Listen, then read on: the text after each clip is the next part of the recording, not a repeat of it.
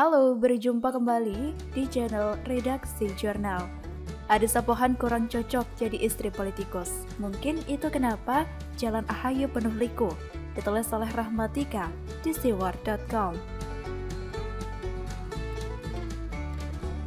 Sejak heboh KLB Partai Demokrat di Sumatera Utara, pandangan publik tak hanya tertuju ke sosok Susilo Bambang Yudhoyono, Agus Harimurti dan juga Muldoko adalah sosok Anissa Pohan, istri AHY alias mantunya Pak BY yang juga menjadi perhatian publik. Pasalnya Anissa mengunggah beberapa cuitan di akun media sosialnya.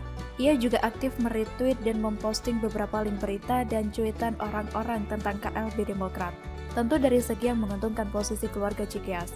Bahkan, ia pun membawa-bawa ayat Al-Quran dalam cuitannya.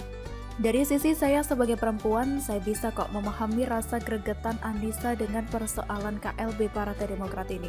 Ya wajarlah, seorang istri yang merasa suaminya disolimi tentu akan gregetan. Belum lagi ya disadari atau tidak, KLB yang membuat Agus terdepak dari kursi ketua umum ini jelas juga mengusik harga diri keluarga Susilo Bambang Yudhoyono, mertuanya Anissa. Kalaupun Anissa mendadak mengeluarkan ayat Al-Quran yang dia rasa relevan dengan situasinya, ya itu sering kok ditemui. Cek saja status Facebook, WhatsApp, Twitter, atau Instagram teman-teman dan saudara kita. Pasti banyak yang sharing ayat, terutama kalau sedang mengalami situasi yang gak enak banget. Diakui atau tidak, kalau sudah mengeluarkan ayat kitab suci itu nampak religius, berserah pada Tuhan, dan seperti sudah nggak punya daya upaya sebagai manusia. Cuma, sebagai warga masyarakat biasa yang mengamati tingkah laku politisi dan keluarganya, jujur saja sih yang dilakukan Anissa ini membuat respek saya pribadi jadi hilang. Ya, mungkin kalau sekedar satu status saja kita masih bisa maklum, tapi berstatus-status, dalam pandangan saya ya, kecuali kalau sang istri atau pasangan juga terjun di dunia politik, maka agak nggak etis dan tidak elok dilihat oleh pasangan dari seorang politikus yang terlalu ikut-ikutan dengan kasus suaminya. Kesan yang muncul tuh justru serasa, dominan banget nih si istrinya. Apa jangan-jangan nih lagi kalau di rumah kalah sama bininya? Ya, meskipun kita tahu bahwa memang kebanyakan laki-laki memilih mengalah kalau sudah berhadapan dengan ibu negara di rumah. Anda masih ingat nggak saat istri Zumi Zola atau sekarang sudah mantan bereaksi atas nyinyiran netizen di Instagram dengan mengatakan @wa_hyu20, "Oh maaf, keluarga kami sudah kaya dari kakek kami, dan itu bukan maksud saya sombong. Saya hanya menjelaskan posisi keluarga saya yang sebenarnya." Kita yang awalnya kasihan dengan Sharon Taria yang dinyinyiri oleh netizen, jatuhnya malah jadi enak dan balik nyinyirin dia karena it sounds so arrogant, sombong banget. Padahal ya bisa jadi Sharon itu sudah jengah juga dinyinyirin netizen terkait kasus Zumi saat itu. Tapi ya itulah, mereka yang pasangannya terjun di politik, jadi selebritis, jadi sosialita, memang gak bisa seenak jidat bersikap. Itu yang membedakan mereka dari para netizen jelata. Ketika mereka bertingkah, yang ada justru kesannya gak elegan. Apa ada Bu Iriana berkomentar panjang bertele-tele soal politik yang berkaitan dengan suaminya? Seingat saya sih gak pernah.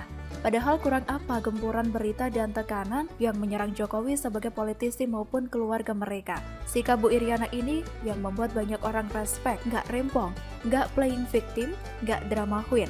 Ya, saya yakin ada pastilah momen Bu Iriana gregetan, namanya juga kan manusia. Tapi kan gak pernah ditunjukkan ke kita. Veronica pun saat masih sama Ahok juga gak banyak ngomong. Orang mau berspekulasi apa juga dia biarkan saja. Bu Happy, istri Pak Jarod, juga saya lihat begitu.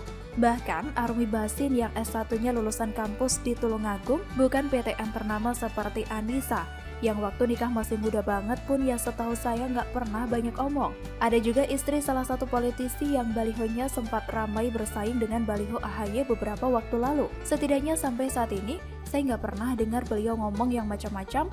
Orang sekitarnya yang mengenal dia justru akan menceritakan betapa dia baik, rendah hati, ramah, nggak sombong, berwibawa, elegan, dan sebagainya. Apalagi riwayatnya Anissa ini suaminya pernah di militer. Anda tentu tahu kan betapa istri militer atau polisi itu ada tuntutan etika bersikap itu seperti apa. Teman-teman saya yang suaminya punya karir bagus, biasanya juga nggak banyak bacot, beda dengan beberapa yang kroco-kroco, justru suka show off dan pamer. Mungkin ada baiknya konsultan politik Cikeas ini mengerem Anissa, supaya jangan kebanyakan omong di publik. Gemas boleh, marah silahkan, jengkel juga nggak apa-apa. Tapi simpanlah itu di belakang. Istri politikus yang rempong itu nggak akan terlihat berkelas, elegan, dan berwibawa di hadapan rakyat. Tapi saya pikir-pikir ya, bisa jadi juga Tuhan itu memberi Agus jalan penuh liku, kegagalan di politik.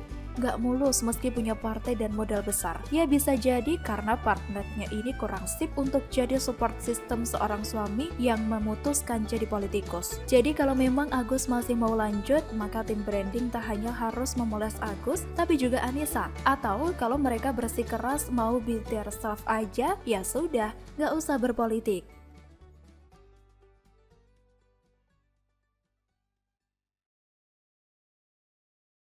Halo, berjumpa kembali di channel Redaksi Jurnal.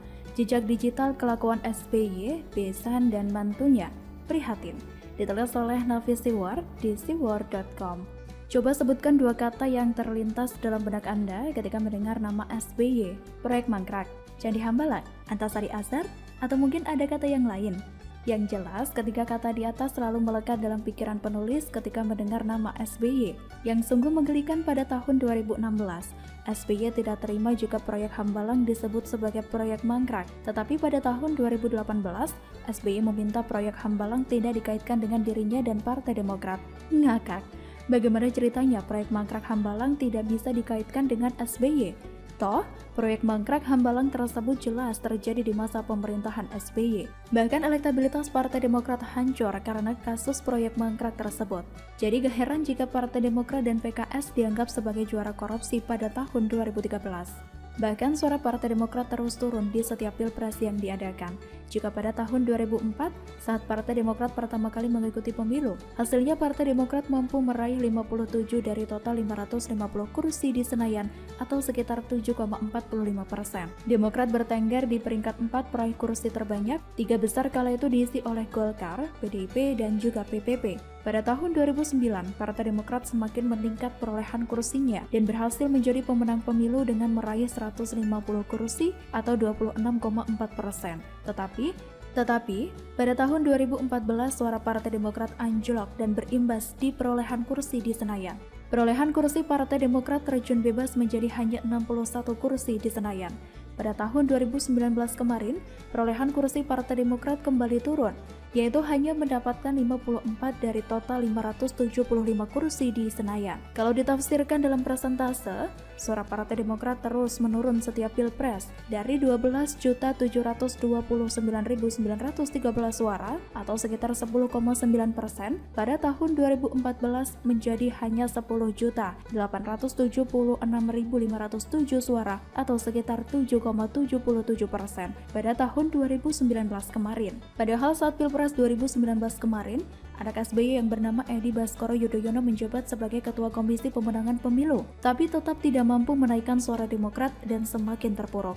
Dan sekarang Kepala Badan Pemenangan Pemilu atau Bapilu Partai Demokrat bukan lagi anak SBY, melainkan orang lain yang bernama Andi Arief. Anak SBY saja tidak mampu menaikkan suara Demokrat tahun 2019.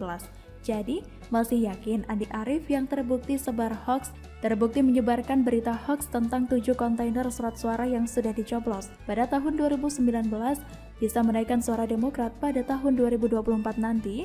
Masih yakin Andi Arief yang pernah ditangkap oleh polisi terkait kasus narkoba bisa menaikkan suara Demokrat pada tahun 2024 nanti, meskipun kasus ini dihentikan oleh pihak kepolisian karena tidak menemukan alat bukti yang cukup, tetapi Andi Arief terbukti sebagai pengguna narkoba. Inilah sebagian kecil kelakuan minus SBY selama ini terkait mega proyek mangkrak Hambalang yang secara tidak langsung menyebabkan suara Partai Demokrat semakin terpuruk. Itu boleh termasuk kasus proyek mangkrak lainnya di masa pemerintahan SBY yang akhirnya diselesaikan di masa pemerintahan Presiden Jokowi saat ini.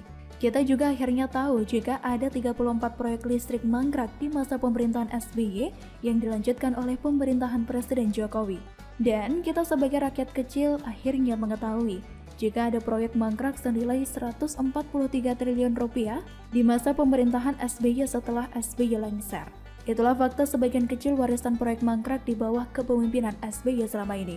Belum lagi warisan lainnya yang harus ditanggung oleh pemerintahan Jokowi saat ini. Masih teringat dalam benak kita, SBY dengan sok bijaknya mengatakan bahwa pemimpin yang baik tak akan mewariskan beban pada pemerintahan berikutnya. Tetapi faktanya, Presiden Jokowi malah dapat warisan utang. Belum lagi pemerintahan Presiden Jokowi harus kena getah terkait maraknya radik saat ini. Cendekiawan Muslim Komarudin Hidayat pernah menilai jika maraknya radikalisme di era kepemimpinan Presiden Jokowi tidak terjadi begitu saja. Ia berpendapat Jokowi hanya kena getah kebijakan pemerintahan SBY. Pak SBY itu kan presiden yang motonya zero enemy. Dia nggak mau konflik dengan siapapun. Jadi ketika jelas ada radikalisme dan pelanggaran, dibiarkan saja. Jelas Komarudin. Partai PKS malah dimasukkan dan diberikan beberapa jatah posisi menteri dalam pemerintahan SBY. Menteri Dalam Negeri di masa SBY pernah meminta pemerintah daerah untuk bekerja sama dengan FPI. Kita juga masih ingat bagaimana HTI bisa melakukan Muktamar Khilafah 2013 di Stadium Gelora Bung Karno masa pemerintahan SBY dan malah disiarkan oleh TVRI yang merupakan TV milik pemerintah. Miris bukan? Dan akhirnya di masa pemerintahan Presiden Jokowi, PKS tidak masuk dalam pemerintahan. FPI dan HTI akhirnya dibubarkan. Kasus di atas belum termasuk kasus skandal Petral di masa pemerintahan SBY. Mantan anggota tim reformasi tata kelola migas, Fahmi Radi mengatakan, pada masa pemerintahan Presiden Susilo Bambang Yudhoyono, nama MR sering disebut atas dugaan keterkaitannya sebagai pihak ketiga dalam kasus pengadaan minyak selama periode 2012 hingga 2014 di anak usaha PT Pertamina, Pertamina Energy Trading Ltd. Berdasarkan temuan lembaga auditor Kordamenta, jaringan mafia minyak dan gas itu menguasai kontrak suplai minyak senilai 18 miliar US dollar atau sekitar 250 triliun rupiah selama 3 tahun. Tuan MR ini yang menjadi perantara dengan perusahaan minyak milik negara lain atau National Oil Company untuk meraih keuntungan lebih banyak. Kok bisa ya ada orang tidak tersentuh hukum di masa pemerintahan SBY terkait kasus Petral? Bahkan salah satu media nasional lainnya secara tegas membuat berita bahwa Petral yang merupakan sarang mafia migas dilindungi oleh SBY tetapi disikat oleh Jokowi. Dan akhirnya setelah Petral dibubarkan oleh Presiden Jokowi, maka Pertamina bisa hemat 250 miliar rupiah per hari. Setelah sekian tahun beroperasi di masa pemerintahan sebelumnya, akhirnya Presiden Jokowi yang berani membubarkan Petral sehingga Pertamina bisa hemat 250 miliar rupiah per hari. Bisa dibayangkan berapa banyak uang Pertamina yang habis selama ini sejak ada Petral di masa pemerintahan sebelum Jokowi? Itulah sebagian kecil kelakuan minus pemerintahan SBY. Lalu, bagaimana dengan kelakuan besan SBY? Ada yang ingat jika besan SBY yang bernama Aulia Pohan yang pernah divonis bersalah terkait korupsi? Mantan Deputi Gubernur Bank Indonesia, Aulia Pohan, yang merupakan besan SBY tersebut divonis 4 tahun 6 bulan penjara oleh Pengadilan Tindak Pidana Korupsi atau Tipikor pada tahun 2009 lalu. Meski sudah divonis bersalah oleh pengadilan, ada sebagian orang mengatakan jika Aulia Pohan bukanlah seorang koruptor. Pakar hukum pidana dari Universitas Gadjah Mada Edi O.S. Harij secara tegas mengatakan bahwa dengan adanya putusan yang berkekuatan hukum tetap atau inkrek, Aulia jelas-jelas telah dinyatakan bersalah oleh hukum di negara ini. Itu jelas koruptor, sudah ada vonisnya, kata Edi. Lalu bagaimana dengan kelakuan minus menantu SBY bernama Andisa Pohan? Semalam penulis menemukan cuitan aneh Andisa Pohan, tetapi saat ini cuitan tersebut sudah hilang. Tanya kenapa? Meskipun sudah hilang, tetapi penulis sempat menyimpan screenshot cuitan tersebut pagi dini hari tadi. Cuitan Andisa Pohan yang hilang itu juga masih bisa dicari di kolom pencarian Google. Pasti banyak yang tidak menyadari bahwa ada yang aneh dengan cuitan Andisa Pohan tersebut. Sejak kapan Quran Surat Al-Baqarah punya 291 ayat? WKWK. Lagi pula, cuitan Andisa Pohan itu adalah Quran Surat Al-Baqarah ayat 191, bukan 217 apalagi 291. Jadi silakan rakyat menilai sendiri kelakuan minus SBY, besan, dan menantunya tersebut. Wassalam, no visi.